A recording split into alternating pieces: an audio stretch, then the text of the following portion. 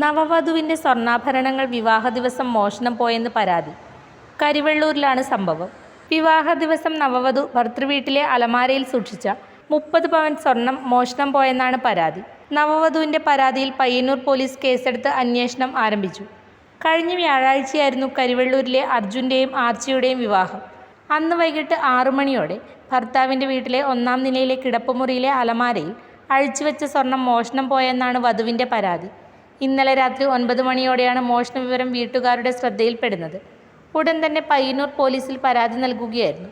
കൊല്ലം സ്വദേശി ആർച്ചിയുടെ പരാതിയിൽ പയ്യന്നൂർ പോലീസ് കേസെടുത്ത് അന്വേഷണം തുടങ്ങി. മോഷണം നടന്ന വീട്ടിൽ ഡോഗ് സ്ക്വാഡിനെ അടക്കമെത്തിച്ച് പോലീസ് പരിശോധന നടത്തി.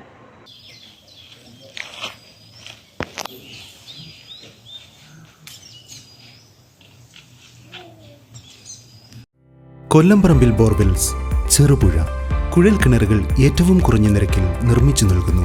Master drilling, tractor drilling, ഇൻവെൽ drilling.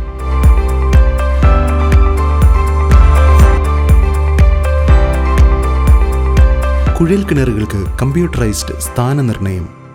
Kerala സർക്കാർ അംഗീകൃത ഏജൻസി.